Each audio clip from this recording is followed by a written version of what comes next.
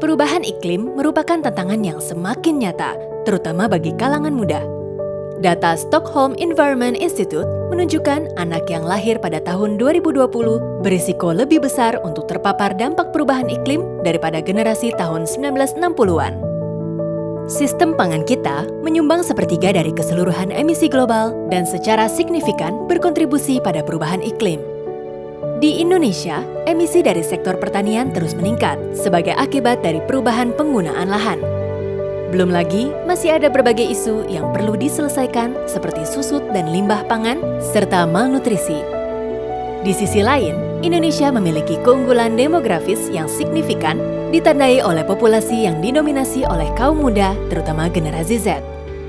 Untuk memberdayakan kaum muda Indonesia dalam mendorong transformasi sistem pangan Indonesia, Koalisi Sistem Pangan Lestari atau KSPL mengadakan Gen Z for Sustainable Food System atau GSFS untuk kedua kalinya, yakni rangkaian kompetisi esai, bootcamp, dan magang.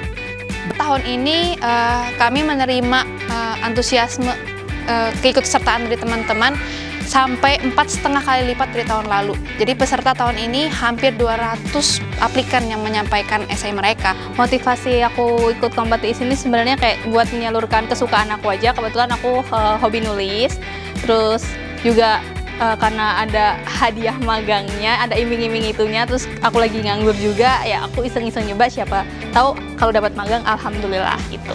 Kompetisi ini awalnya itu direkomendasikan oleh dosen pembimbing. Nah katanya ikutan nih, kegiatannya bagus dan menarik, apalagi ada jalan-jalan ke Bandung. Berlangsung sepanjang Agustus hingga September 2023, acara ini diselenggarakan bersama mitra KSPL termasuk C4 Ikraf, Gain Indonesia, WRI Indonesia, Yayasan Humanis, dan Yayasan Kehati. 15 finalis dengan esai terbaik dari seluruh Indonesia dipilih untuk mengikuti bootcamp.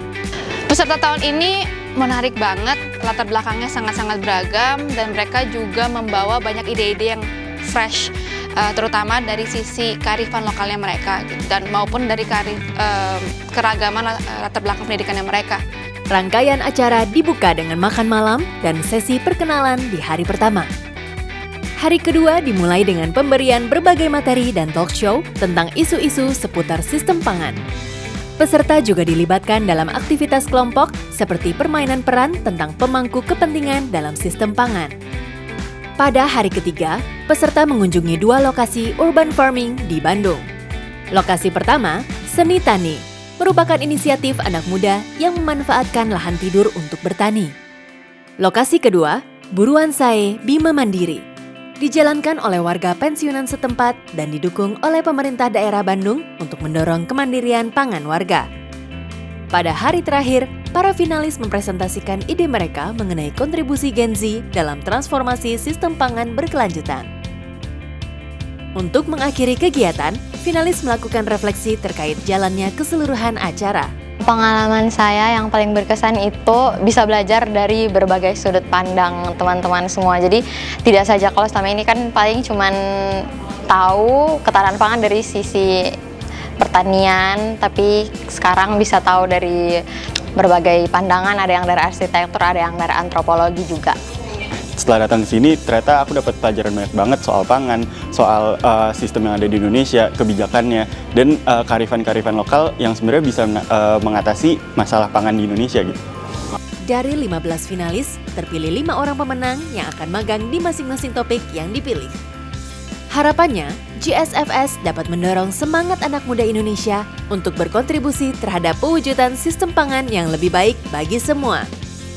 Nantinya para peserta juga sudah memiliki ketertarikan untuk isu food system dan nantinya bisa lanjut mungkin berkarir dan ikut membangun transformasi sistem pangan di Indonesia. Apa kata mereka tentang GSFS? Seru, bujuk buneng, Rancak Bana, Baga, kenyang, hatur nuhun. GSFS 2023. Sampai jumpa di GSFS selanjutnya.